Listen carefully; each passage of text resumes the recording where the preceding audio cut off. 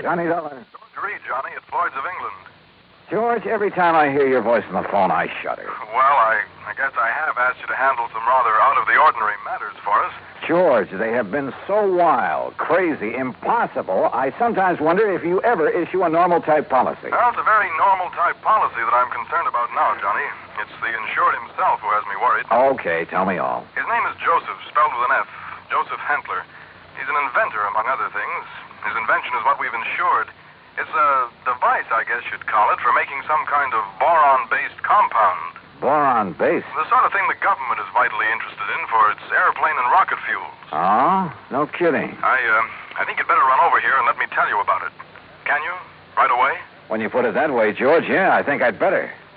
I'm on my way.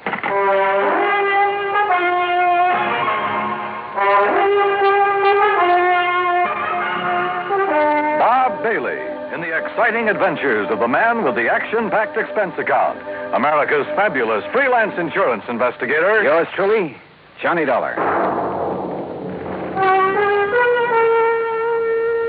And now, Act One of yours truly, Johnny Dollar.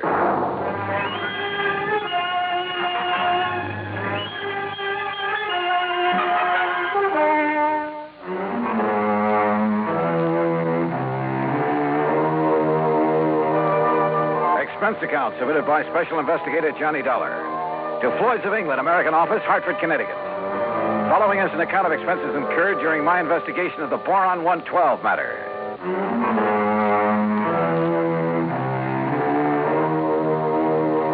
Expense account item 1, $1.10 cab from my apartment to George Reed's office. As I walked in, he motioned me to a chair, leaned over to the intercom on his desk, and pushed a key. Sit down, Johnny.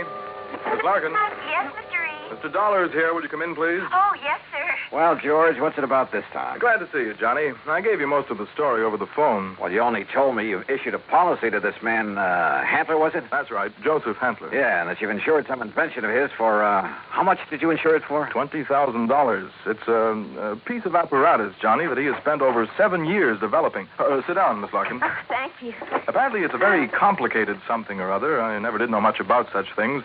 For making borax, or more specifically, a compound he calls Boron 112 for use in high-powered fuel. Sounds important. It is, at least so far as I've been able to determine. Yeah, been all sorts of government tests and experiments with these super fuels, hasn't there? Exactly. Many things formerly used purely as explosives, remember this, Johnny, many things formerly used as explosives are now being developed as fuels. Well, the perfect example is atomic fission and hydrogen fission or fusion or whatever it is. Exactly. All right, now let's get down to cases. You've insured some apparatus that's supposed to make boron 112. What kind of apparatus? I've never seen it. It's all very secret. Well, now, wait a minute. How do you know this machine or whatever it is even exists? Looks to me like you've insured a pig in a poke. No, Johnny. For $20,000. Wow. No, Johnny, I'm not that much of a fool. One man, a recognized physicist, has, at my request. And mind you, this was before I'd agreed to issue the policy. Understand? Go on. His name is Dr. Hugo von Brauer. Oh, I've heard of him. Yes. Well, Hantler permitted him to see enough to convince von Brauer that he has something mighty important there, that he's on the right track to, well, whatever it is he's out to accomplish. Okay. I'll take your word that you were right in issuing him the policy on it. But now what's happened? The thing blow up in his face or something? No, as I told you over the phone, it's the man himself I'm worried about, because of something I've just learned. Like what? Miss Larkin, this is Mr. Johnny Dollar. Now, will you please... Yeah, I know. Gee, Mr. Dollar, this is a real thrill. I've heard so much about you. Hi, Miss Larkin. Gee, won't you just call me Louise? Yeah, sure, Louise. Oh, gee. Miss Larkin, will you just tell Mr. Dollar what you told me this morning? Yes, sir. Oh, gee. Well, it was like this, Mr. Dollar. A couple of years ago, well, you know, when I was just a kid, not very mature, you know what I mean? Oh, sure. Go on. Well, some of the kids I traveled around with, some of them were awful immature, compared to me, that is. Miss Larkin. Well, a couple of them had some pretty funny ideas about the government, things like that. You know what I mean? I'm afraid I don't. Well, like, they used to think they were very smart attending a lot of secret meetings.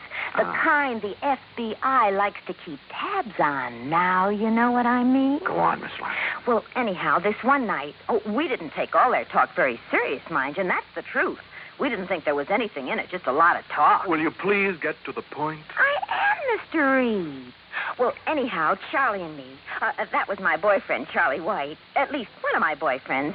I always have a lot of them, you know what I mean? Yes. Well, go on, please. Well, Charlie and me, we said, sure, we'll attend one of your meetings. You know, just for laughs, you know what I mean? And what kind of a meeting was it? Oh, it was terrible. It was awful, Mr. Dollar. A bunch of people I never saw before making speeches. Yeah. Down with the government, start the revolution, you know, that sort of thing. Oh, we got out of there in a hurry, believe you me. I'm sure. And we were pretty lucky, too, because the police or the FBI or somebody came in after and busted the whole thing up. Hey, maybe you read about it. That's all very interesting, Louise, but just what... Yes, Miss Larkin, get to the point. All right. Well, just this morning, when I was filing the office copy of this insurance policy and I saw the name on it, oh, gee, Mr. Dollar, it hit me like a... Well, do you know what? What? That name, Joseph Hantler. Oh. It was the same as one of the fellas, an older guy that me and Charlie had seen at that meeting. Now, what do you think of that? $20,000 on a highly secret device. Yes. That might be to produce some kind of explosive. Exactly, instead of a simple fuel additive. Exactly the suspicion that came into my mind, Johnny. Of interest to the government, he had told me. But what government? We're jumping to an awfully big conclusion, George. Have you notified the FBI? I suppose I should, eh? Yeah. No, not yet. We may be all wrong about this. Oh, but Mr. Dollar... We may be all wrong about the man, his apparatus, his intentions, everything. Let me see what I can find out about him first. Now, whatever you say. But remember one thing, Johnny. Yeah? You may be dealing with far more than just this one man. So be careful. Be very careful. Oh, gee, you'd better, Mr. Dollar. You know what I mean? Act 2 of yours truly, Johnny Dollar, in a moment. Now, Act 2 of yours truly, Johnny Dollar, and the Boron 112 matter.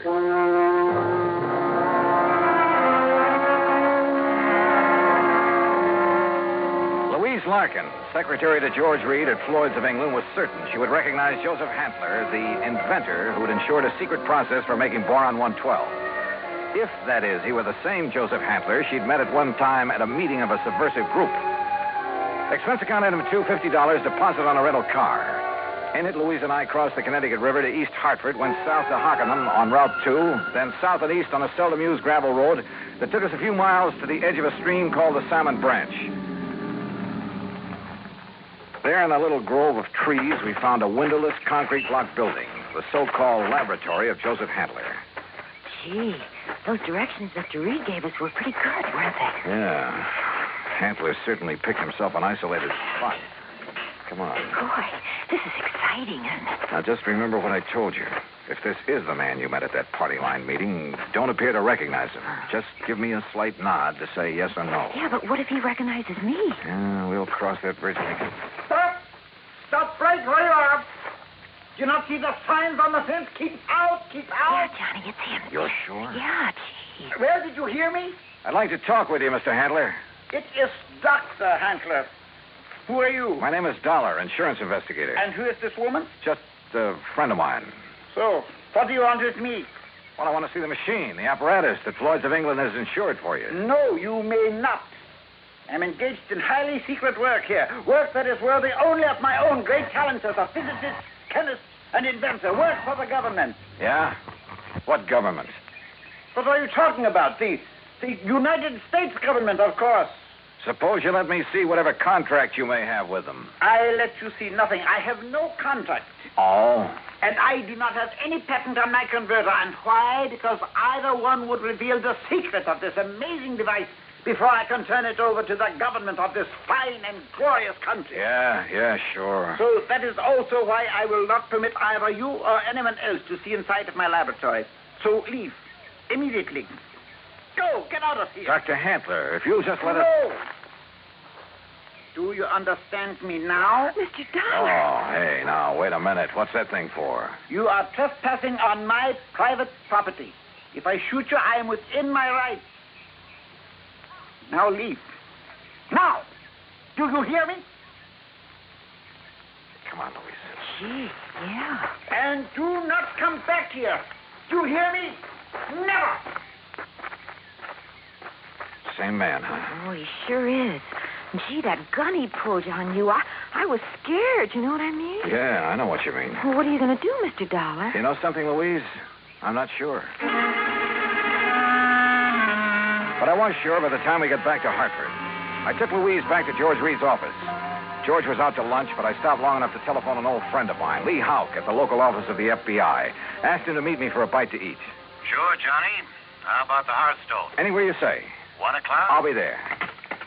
Well. Yeah, I know what I'd do, Johnny. What, Louise? I'd tell the FBI. That's exact.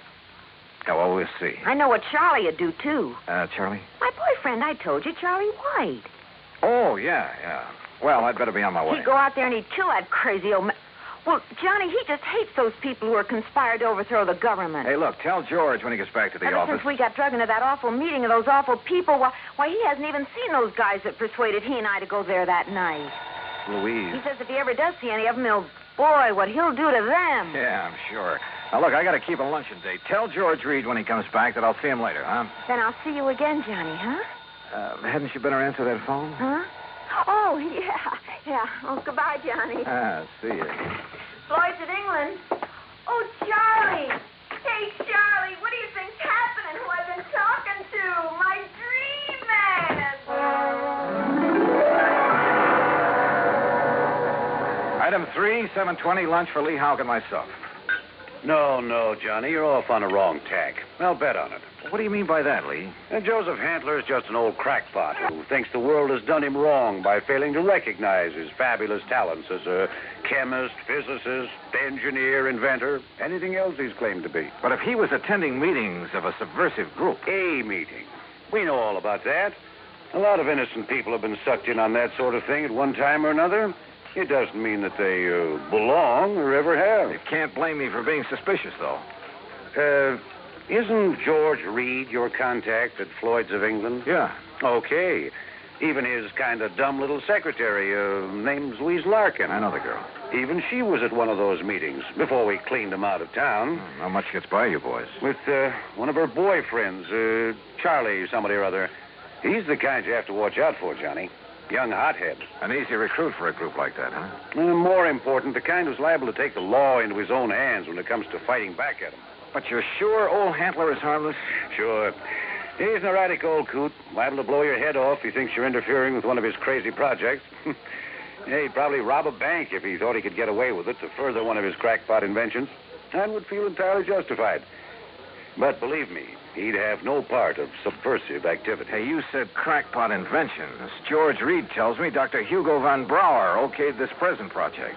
That's a real sad one, isn't it? Huh? Von Brauer, one of the best minds in the country. Until that breakdown last fall. You mean that he's no longer... The very smoke. Well, sure, Johnny.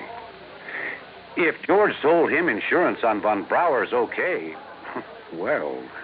How does Handley keep going? Does he ever sell anything he develops? No, he probably lives off an old trust fund, something like that. Want me to check on it? No, wait till after I've seen him again. Somehow I've got to see that machine of his, see how badly the insurance company stands to get took. Yeah, Johnny. I think you better. Maybe he was right. Maybe the idea George Reed and I had cooked up, that the old scientist was working on some kind of bomb or explosive, was... Anyhow, my problem was to find out exactly what he was working on, what the company had blindly insured. So I drove out there again. To keep Hantler from barging out with his gun, I blew the horn a couple of times as I pulled up alongside the fence. But there was no response to it. Good. Maybe Hantler wasn't there. Maybe I could somehow get into the place, see for myself what was up. But suddenly, from inside the building came a couple of dull thuds. And then the whole thing began to bulge at the seams, began to... Oh!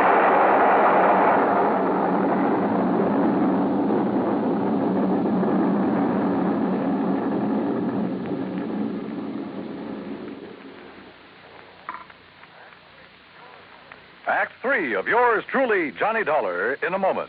3 of yours truly, Johnny Dollar, and the Boron 112 matter.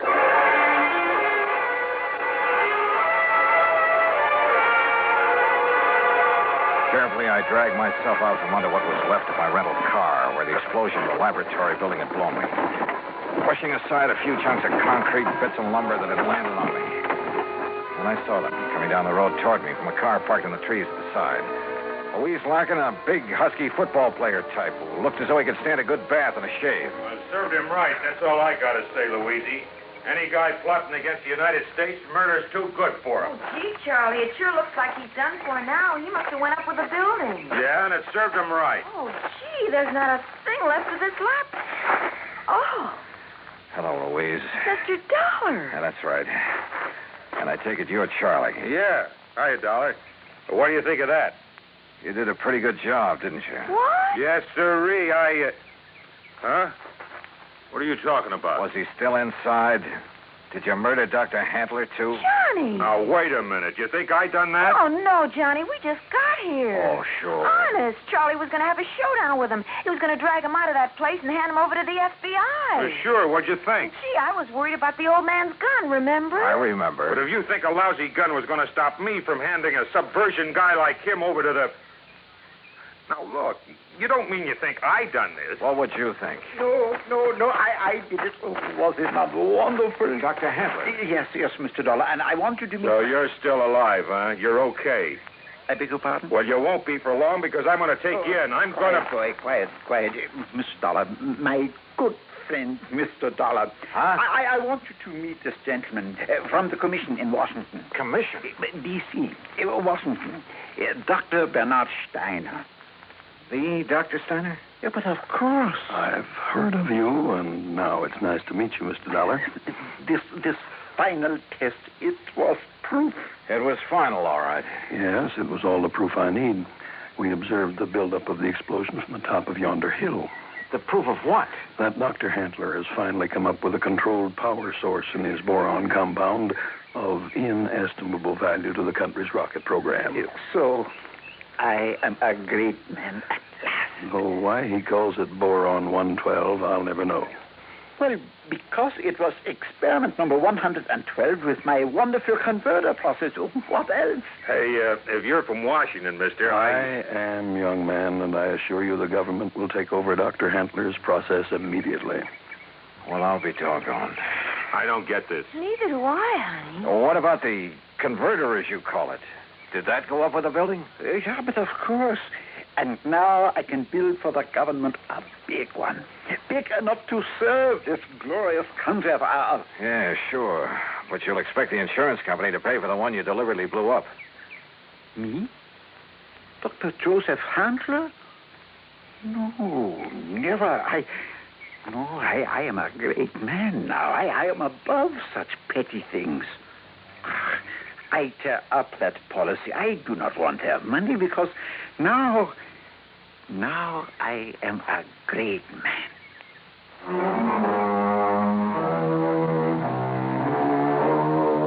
There you are, George. Full report. Payment on the policy is up to you. And if you do pay, at least it's in a good cause. Also, well, I guess you and I have both learned a lesson about jumping to conclusions. Expense account total, including incidentals, replacement of the rental car, and transportation back to Hartford, $2,431. Yours truly, Johnny Dollar.